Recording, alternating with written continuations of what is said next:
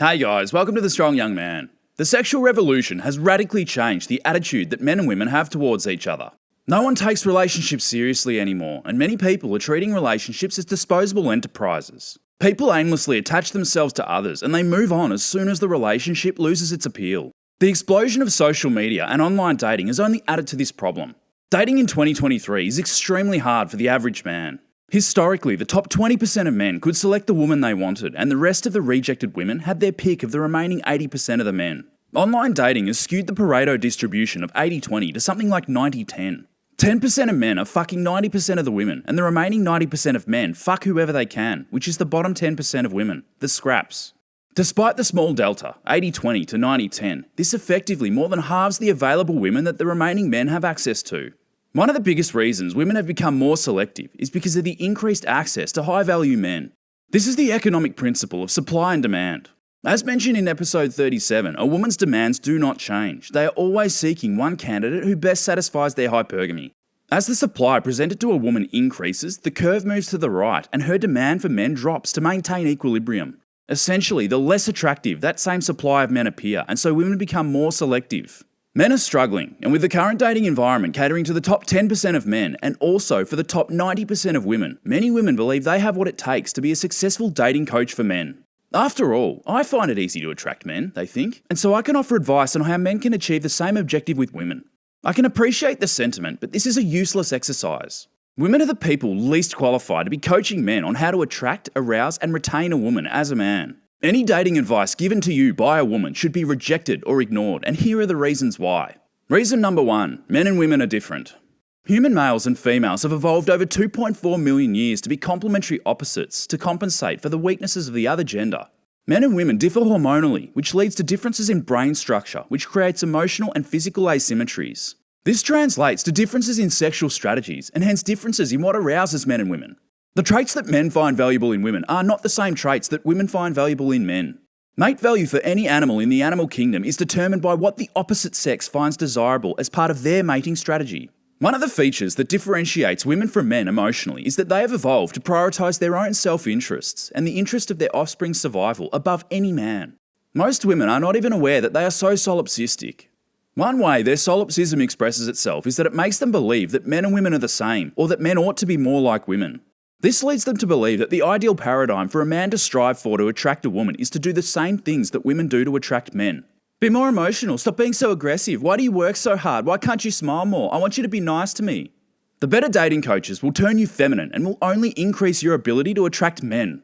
What I find interesting is that most women don't even do a good job of this, because most women are not able to articulate what it is about them that actually arouses men. Reason number 2, women don't know what arouses them. Men are rational creatures, using facts, deductive reasoning, and experience to predict outcomes and make decisions. Women's brains are not wired the same way. A woman's behaviour is dictated by her emotions. The woman who makes decisions based on her emotions cannot rationally think her way through how she would attract a woman as a man. Most women cannot even express what they themselves are attracted to. How often does a woman say that she wants a nice man, but then can't help herself when a bad boy comes along? Jeremy Meeks went viral in 2014 for this reason. The hybristophiles went crazy over his mugshot, sending over 300 to 400 letters per day to his prison cell. What a woman says she's attracted to will vary based on her recent feelings, societal pressures at the time of the conversation, as well as what she feels like she should be attracted to based on the prevailing vision of the intelligentsia. Women are unable to use rationality to determine and articulate what women in general are attracted to. Other studies have empirically proven that women have absolutely no idea what they are aroused by. In 2006, psychologists Meredith Shivers and John Bailey performed an experiment where they showed a variety of sexual films to 18 men and 18 women, both gay and straight. The erotic films included male-female sex, male-male sex, female-female sex, female masturbating solo, male masturbating solo, a muscular guy walking on the beach, a fit woman working out in the nude, and a short film of 2 bonobo monkeys mating. Sexual arousal was measured by observing genital signalling from plethysmographs, as well as subjective sexual arousal described by the participants. Women showed small increases in genital arousal to the non-human stimulus and large increases in genital arousal to both human male and female stimuli. Men did not show any genital arousal to the non-human stimulus and demonstrated a category-specific pattern of arousal to the human stimuli that corresponded to their stated sexual orientation.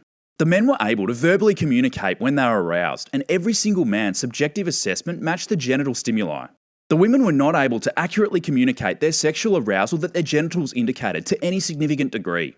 The plethysmographs indicated that the women were aroused by every erotic image, including the non-human film, but they were not able to accurately express this arousal.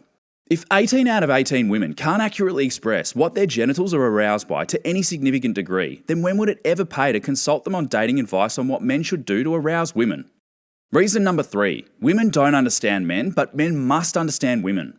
In order for a man to gain sexual access to a woman, he has to understand how women mate select and what arouses them. Through trial and error, most men are able to figure out that they must bring value to a woman's life to qualify for a long-term commitment. This value can take many forms, such as money, status, physical strength, emotional security, intellect, and so on. After realising this, men have to actualise this. Men have to earn the right to have sexual access to women through acquiring this value, which can often take years to build up. It's nothing like this for women. Physical maturity is the only prerequisite that a woman needs to gain sexual access to men. Unfortunately for women, their innate solipsism leads them to believe that attracting women for men is easy. One reason they believe this is because it's easy for them. They just need physical beauty. Another reason for this is that the bottom 90% of men are just completely invisible to them. The only people they see are high-value men, and they have lots of sex, so it must be easy for men in general. They take the success that they see the high-value men having, and then they believe it's applicable to the men that they aren't attracted to.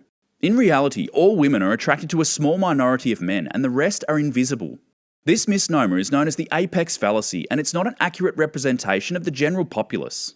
Regardless of politics or social contracts, men live in a meritocracy where we are judged on our contribution to society. Women have a different set of responsibilities and are not judged on their ability to provide. This asymmetry between the sexes means that men and women value different things from each other, and mate value is determined using different metrics. Due to a woman's innate solipsism, she is only capable of understanding men through her feminine lens, which renders their advice incomplete and not relevant to men. Reason number 4. Women aren't truthful. Understand this one simple truth. Women are always going to align their behaviour with that which preserves their self-interest. Women don't place as much value on truth as they do on self-preservation. Women are never going to reveal any unflattering reality about how they truly mate select with the opposite gender. It's too much exposure for them, and it goes against their biological imperatives. There is too much pressure to be politically correct, and so it is concealed from public view. It would damage their self-image if these truths had some light shined on them. This includes everything from what arouses a woman, to what she wants from men, to how she sexually selects, to how many sexual partners she's had. Women will always cloak their reality and truth in politically correct deception. The ugliest, most divisive attitudes toward mate selection remain hidden behind a veil of ego and cultural norms. Women have an image to uphold, and on some level of consciousness, they understand their mate selection has unflattering realities that go against social contracts. It's in a woman's best interest to keep these ugly truths hidden from all men. Another thing to consider is that women approaching the wall may seek to influence men into playing the game by their set of rules. They do this by telling men that they should be attracted to X, Y, or Z because it suits them personally. Don't fall into this trap. Men and women's sexual strategies conflict with each other, and hence any advice from a woman is a conflict of interest. They will likely only tell you what suits them while filtering reality out. Men simply cannot trust the words that women say about what a man should do in order to arouse a woman. They are biased, compromised, and are pressured to say what's politically correct. Listening to them will do nothing but lead you astray. Taking this further, don't seek out women for dating advice. This confirms that you don't know what you are doing. It's better to try things for yourself and work out through rational analysis what does and doesn't work, rather than to take advice from a woman on the off chance that her advice yields a positive outcome.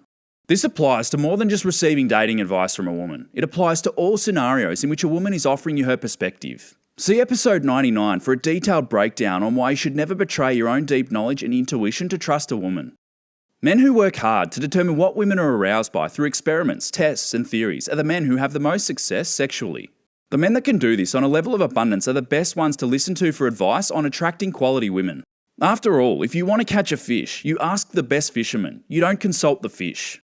Be aware that sometimes these men have a natural talent, and they don't actually understand what it is about them that makes them attractive to women. The naturally gifted men can still help you understand attraction, but given they can't verbalise what it is about them that makes them attractive, these men are best used as examples that you should watch from a distance to study and learn the behaviours that make them attractive. Learning game from advice offered verbally is best left to the men who understand game and who can verbalise the psychology behind why it works. Another solution is to use your own rationality. Perform social experiments on women to gauge how they react. Learn what evokes arousal and build up your knowledge. This is the life of the rational male who must use backwards thinking and retrograde analysis to determine the cause and effect relationship that their actions have on women. A man's rationality sets him apart from women as he logically sorts through techniques that work and ones that don't. All women are wired the same way, and you should pay attention to how they respond. Do not listen to anything they say, and above else, do not take dating advice from women. Maybe women do know, on some level of consciousness, what arouses them, and they deliberately mislead men. One theory for this is that women can filter for men who instinctively understand female arousal, which will enable her to create offspring with this innate talent. This would be a shit test to filter for real alpha traits.